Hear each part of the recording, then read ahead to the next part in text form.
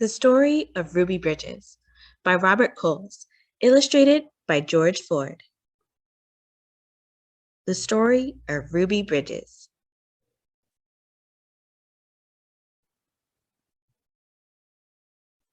Our Ruby taught us a lot. She became someone who helped change our country. She was part of history, just like generals and presidents are part of history. They're leaders, and so was Ruby. She led us away from hate. She led us nearer to knowing each other, the white folks and the black folks together. That's a quote from Ruby's mother. Ruby Bridges was born in a small cabin near Tylertown, Mississippi. We were very poor, very poor, Ruby said. My daddy worked picking crops. We barely got by. There were times when we didn't have much to eat. The people who owned the land were bringing in the machines to pick the crops, so my daddy lost his job. And that's when we had to move.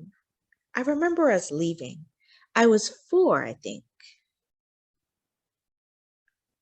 In 1957, the family moved to New Orleans. Ruby's father became a janitor, and her mother took care of the children during the day.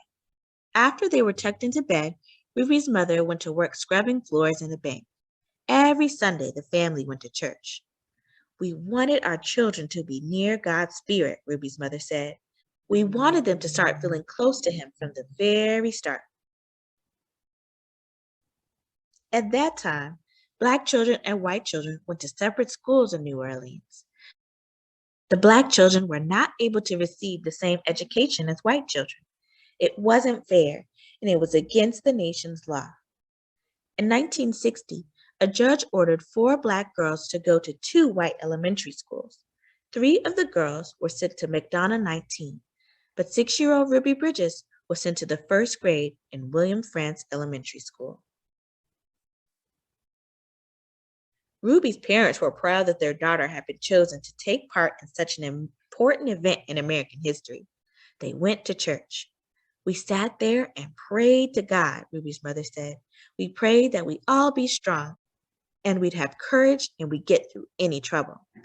And Ruby would be a good girl, and she'd hold her head up high and be a credit to her own people, a credit to all the American people. We prayed long and we prayed hard. On Ruby's first day, a large crowd of angry white people gathered outside of the Frantz Elementary School. The people carried signs that said they didn't want Black children in a white school. People called Ruby names, and some people wanted to hurt her.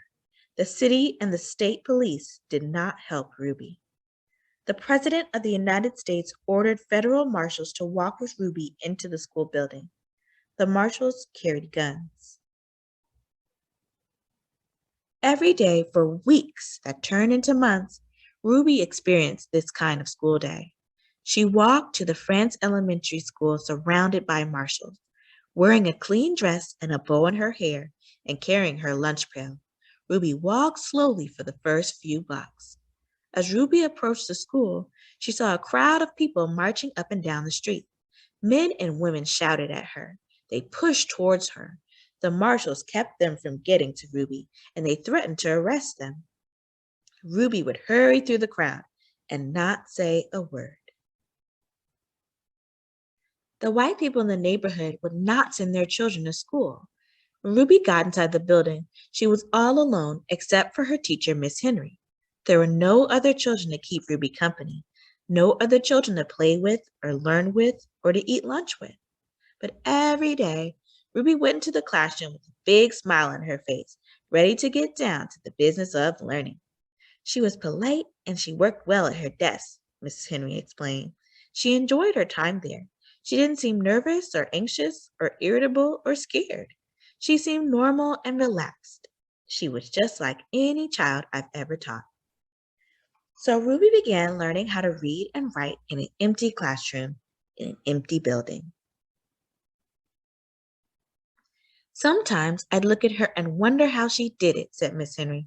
How she went by those mobs and sat there all by herself, yet seemed so relaxed and comfortable. Mrs. Henry would question Ruby in order to find out if the girl was really nervous and afraid, even though she seemed so calm and confident. but Ruby kept saying she was doing fine. The teacher decided to wait and see if Ruby would keep on being so relaxed and hopeful, or if she'd gradually begin to wear down, or if she even decided she no longer wanted to go to school. Then one morning, something happened. Mrs. Henry stood by the window in her classroom as she usually did, watching Ruby walk towards the school. But suddenly, Ruby stopped right in front of the mob of howling and screaming people. She stood there facing all those men and women. She seemed to be talking to them. Mrs. Henry saw Ruby's lips moving and wondered what Ruby could be saying.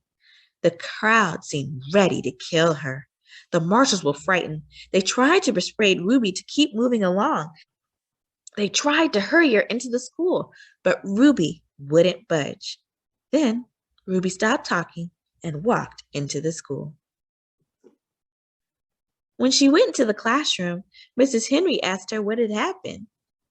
Mrs. Henry told Ruby that she'd been watching and that she was surprised when Ruby stopped and talked with the people in the mob. Ruby became irritated. I didn't stop and talk with them, she said. Ruby, I saw you talking, Mrs. Henry said. I saw your lips moving. I wasn't talking, Ruby said. I was praying. I was praying for them. Every morning, Ruby had stopped a few blocks away from school to say a prayer for the people who hated her. This morning, she forgot until she was already in the middle of the angry mob. When school was over for the day, Ruby hurried through the mob as usual. After she walked a few blocks and the crowd was behind her, Ruby said the prayer that she said twice a day before and after school. Please, God, forgive those people, because even if they say those bad things, they don't know what they're doing. So you can forgive them, just like you did those folks long time ago when they said terrible things about you. This is the afterword. I hope you take a moment to read it and learn a little bit what happened after students started to join Ruby at Franz Elementary School. Ruby Bridges is still alive today and she still tells her story. I hope that you enjoyed this book and maybe check out the other book that Ruby Bridges wrote herself. It's also on this channel. The end.